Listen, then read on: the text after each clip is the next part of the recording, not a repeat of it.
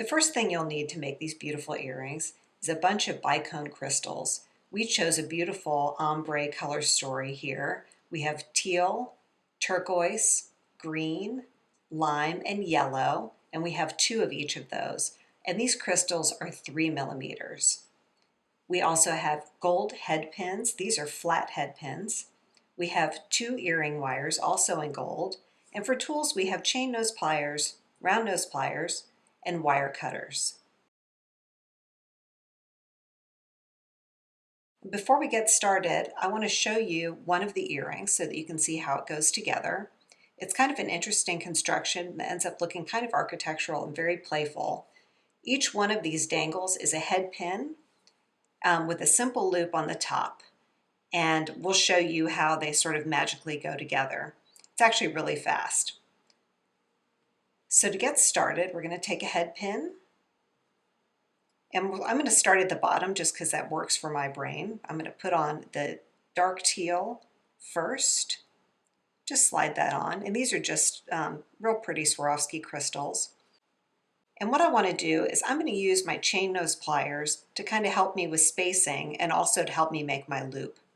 So I'm going to grasp this head pin wire all the way next to the bead, so there's no slack there. And I've pressed it all the way into my pliers. Actually, it didn't. Let me go all the way in there. And then I'm going to make a 90-degree bend in the wire, like that. And what this does is I'm going to repeat this for every one of my earring wires or head pin wires, and that way the spacing will be the same on every single one of the dangles. So now I can make my simple loop. And to do that, I'm going to use my round nose pliers, and I'm going to grasp right at that 90-degree bend. And a little trick here, I made a mark on my round nose pliers with a Sharpie, and I did that at a certain point so that every time I make a loop with these different head pins, the loop will be the same size, and that just makes it look a little more pro. So now I'm going to press that head pin wire up and over the top jaw of the pliers at that mark. That makes a partial loop. Then I'm going to reposition my pliers into the bottom jaw, making sure that I'm at the same point. You can see it's kind of the same spot. And I'm going to finish pulling the wire around. And now that'll give me a complete loop. So you can see I've got a complete loop there. And now what I can do is I'm going to flip it over and I'm going to trim using my wire cutters. And this is a little bit tricky. You want to get in the loop, and you want to get as close to the original head pin neck as possible so that there's not a big gap in your loop. And mine ended up being a little bit crooked here, so I'm going to straighten it with my chain nose pliers like that. So now I've got my first little dangle made, and I can move on to my next color. And I went ahead and lined them up just to make it go faster. So I'll slide that on. And I'm going to repeat what I just did. I'm going to use my chain nose pliers, and I'm going to slide that head pin wire all the way into my pliers like that, and make sure that there's no gap next to my bead. I'm going to make a 90-degree bend like that. And now I'm going to switch to my round nose pliers to make my loop. So again, I'm going to grasp right at that 90-degree bend, making sure to grasp where my mark is on my pliers. And I'm going to make a partial loop by pressing the wire up and over that top jaw. But I can't go any further, just a partial loop, and the bottom jaw is in the way. So I'm going to reposition to the bottom jaw, again at that same mark, and finish pulling the wire around. And that'll give me my complete loop, like that. And now before I trim this, I want to connect this to my first little dangle. Really, it's the dangle that ends up on the bottom.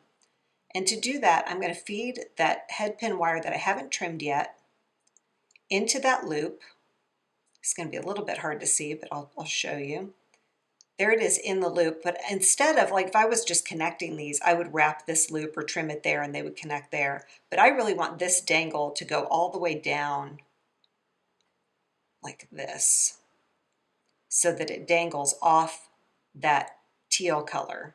So I basically just pulled it all the way through the loop, and now I'll trim the loop. And to do that, I'm going to use my wire cutters again, and I'm going to reach in the loop and get as close as I can, trim, and there you can see I've got my second little dangle like that. So now I'm just going to keep repeating, moving on to the next color in our ombre color story here. Last one. We've got our yellow crystal. Slide that on, and we'll do these steps one more time with the chain nose pliers. Bend 90 degrees, switch to my round nose pliers with the mark, grasp at that 90-degree bend, press the wire up and over to make a partial loop, reposition the pliers to the bottom jaw, and pull the wire around to complete my loop. So now we'll feed this one on. So this is the trickiest part, is finding where this is supposed to go. Okay, so this is the last one we fed on. So I'm going to slide that headpin wire into the loop. Oops, like that. And then pull it past the other loop.